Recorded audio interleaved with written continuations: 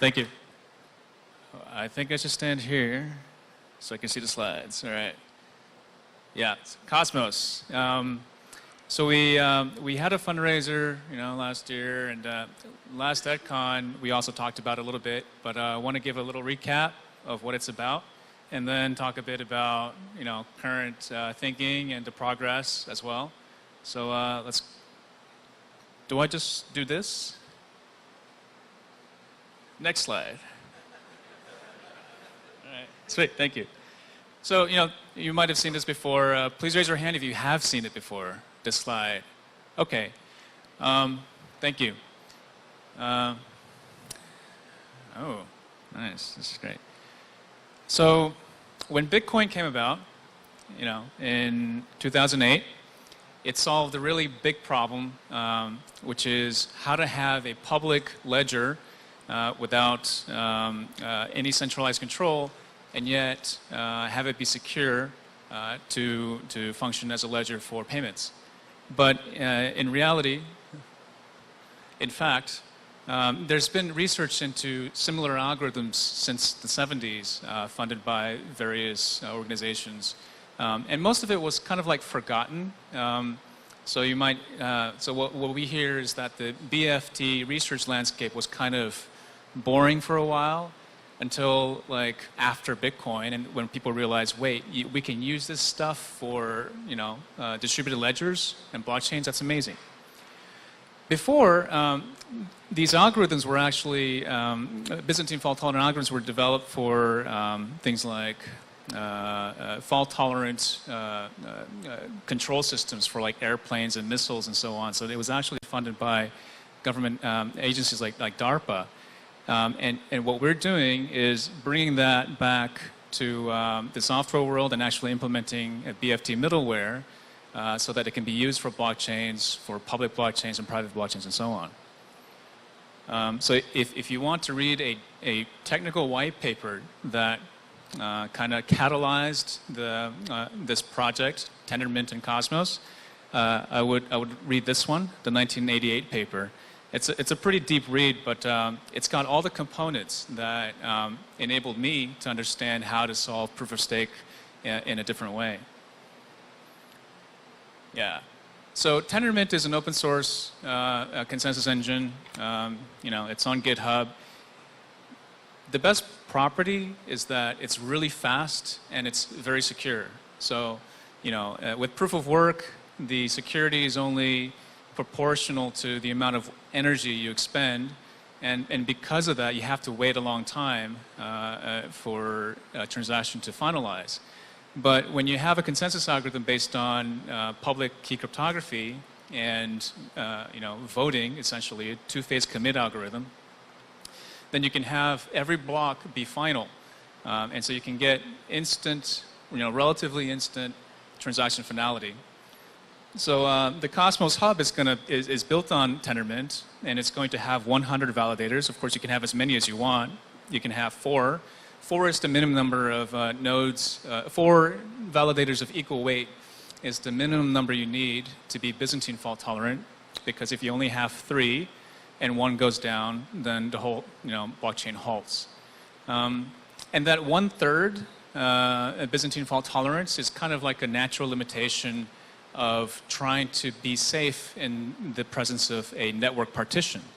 So you might have heard the discussion about like, liveness versus safety, or availability versus consistency.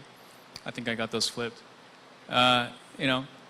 What Tendermint does, it's very opinionated, and it says that when there is a network partition, so like imagine the left half of the room and the right half of the room can't talk to each other, then the blockchain knows that, and the validators are not able to produce any more blocks. And this makes it safer for financial transactions, because otherwise, like, imagine what would happen with proof of work if there's a huge network partition. One country is going to be using the blockchain and thinking that they're on the right chain. Both countries will, or both continents will, and when the network heals, you're essentially going to have a hard fork because no one's going to be happy. So we choose safety over availability, because if it's not safe, what exactly is being available? So anyways, that's that. Oh, and we also made Tendermint to be agnostic and general purpose. So there's a network socket protocol called ABCI, which means that we separate out the logic of the state machine. So all the smart contract, EVM, virtual machine, or even if your blockchain doesn't have a virtual machine, but it's rather implemented in a native language that's compiled, that and the persistence is separated from the consensus algorithm, as well as the peer-to-peer networking, mempool broadcasting, and so on.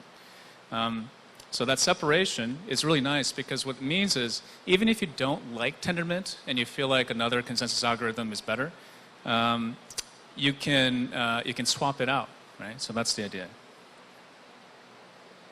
Okay, so what we're doing with Tendermint is we're creating we're launching very soon the first, or one of the first proof-of-stake blockchains that's secured by classical Byzantine fault tolerance.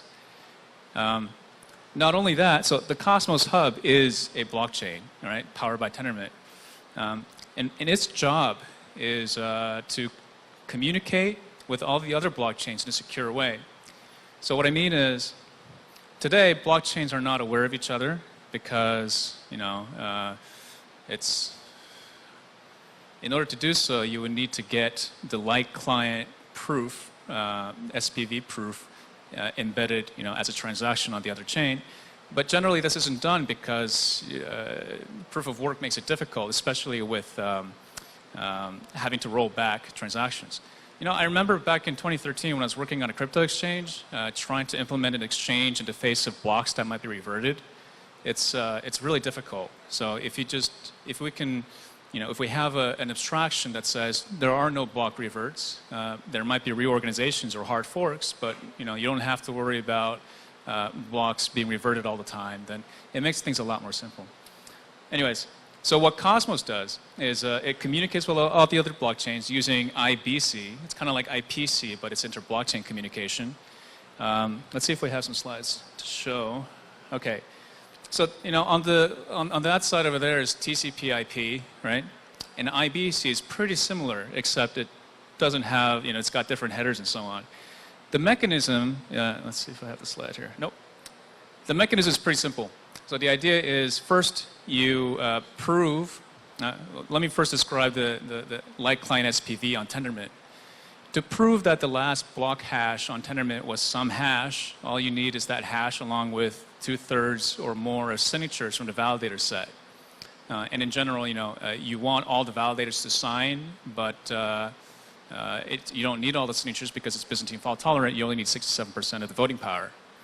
And that proof, which is the signatures and the hash, proves to the other blockchain that something really happened on that other blockchain. And from that proof, that hash, you can later, asynchronously, provide a Merkle proof down to anything in the persistence layer of the blockchain. So conceptually, it's as if I can send you a packet, me being a blockchain and you being a blockchain, and you would know that the packet was really from this blockchain, from me, because you can tell that I signed it off on it because there's a whole Merkle proof and signatures from the validators that say so. So using this abstraction of blockchain to blockchain communication, we can create interoperable and scalable blockchains. And what we're trying to do, our mission, is to make good protocols that can be the foundation of our future financial system.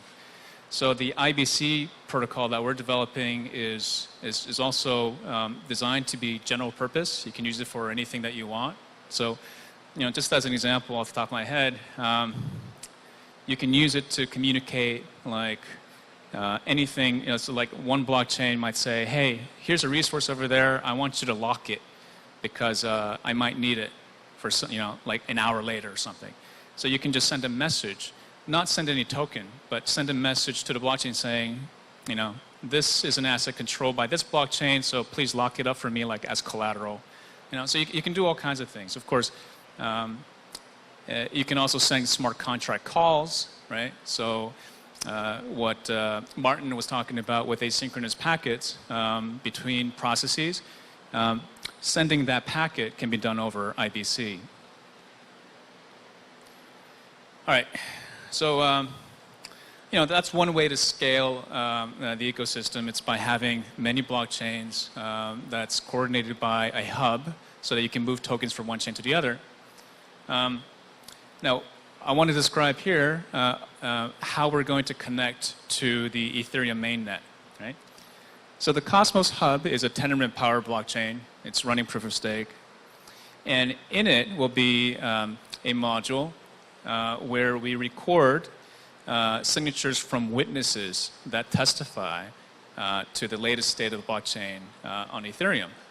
So these witnesses are running the full node client of the blockchain, and they're signing off on it, saying, I really saw this block here. And you can imagine how we can come to consensus about, on the Cosmos Hub, yeah, that was the last block on Ethereum. And likewise, the witnesses would also sign off on what happened on the Cosmos Hub. Actually, there are two ways to do it, of course. I mean, the Cosmos Hub validators themselves are a witness, but it could even be separated into different layers. So the witnesses don't have to be the full validator set. So this is how we connect to the main Ethereum chain. We also showed a slide before, I think maybe last year, where we had an adapter blockchain in the middle. So the adapter blockchain in that slide from last year was about, it's really about making proof of work and proof of stake, BFT proof of stake compatible. So here's what I mean. If Ethereum were not proof of work, but rather it were another Tendermint chain, then we can actually have direct, IBC communication, and we wouldn't even need this PEG module, just for clarification. So the reason why we need the PEG module is because Ethereum is proof of work. So this way, you can have your, ERC20 token or Ether. You can send it over to a smart contract that where your tokens get locked up, and that smart contract and the tokens would be controlled by the witnesses. And so when you lock tokens into that smart contract on Ethereum, they would appear to be issued on the Cosmos Hub. And you can move them around, move it to another zone, even use it in a Zcash blockchain, say, or any other blockchain with any logic. And then you can withdraw by sending it backwards. You always have to go backwards in the same path. It's important to note that, our philosophy is not to try to create some kind of to combine many bridges and pegs together to create a liquidity pool that represents ETH. That's all stuff that can be built on top. The protocols we're designing it for a multi-hub world, because the Cosmos Hub is a hub, but so is Ethereum. And Ethereum will be connected to other hubs, and the Cosmos Hub connected to other hubs, right? So we have to think about, what does it mean to have all these pegs and bridges? How do you make it all secure? The answer is you think about the path of pegging and make sure that you always have to go backwards the same way. Here's a second thing, another way for us Ethereum holders to participate.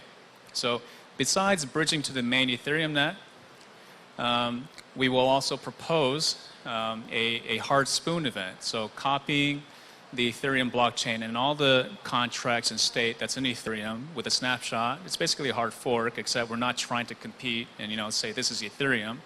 We're just trying to create a new token and a new, the main difference between this, the benefit of this over bridging to mainnet Ethereum, is that the peg, the earlier slide I talked about, this guy, this depends on the security of the peg.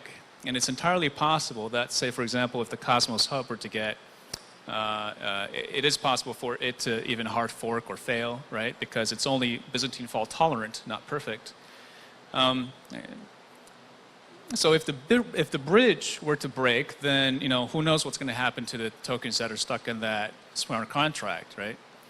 Ideally, what happens is in the future we have better governance on these blockchains to manage various issues that can arise. So, for example, even if the Cosmos Hub were to go under double spend attack and get forked, it would be nice if the Ethereum blockchain also had some mechanism to ensure that the correct, according to some metric, chain were to retain the contracts. Now, there are other ways to deal with this. One way is to have an exponential, a time-based solution where you just say, no matter what happened to this chain, usually you need 2/3 of the voting power of the Cosmos Hub or the witnesses in order to withdraw the funds, because that's just our BFT tolerance. But you don't necessarily need 2/3 all the time. For example, I have 1 minute left. I'm going to skip over that. But talk to me about alternatives to dealing with fork failure.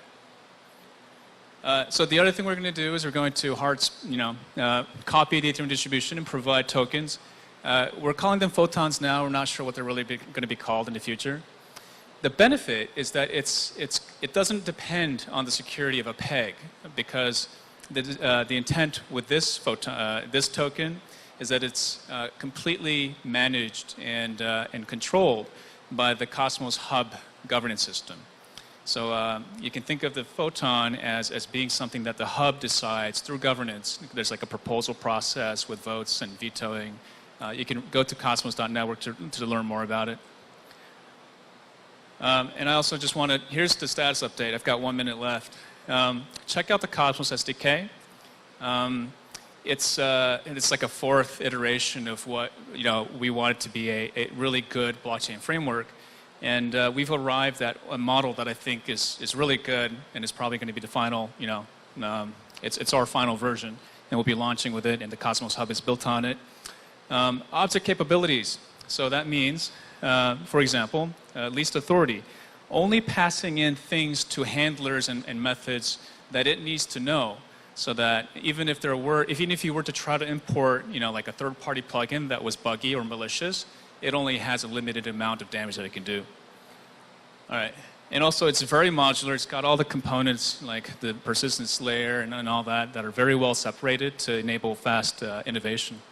So the Ethermint the next iteration of Ethermint is being built on top of the Cosmos SDK. So I think you might have heard a talk from Alexei recently about the work he's doing on the KV store, which will all be reflected eventually in the Cosmos SDK as well.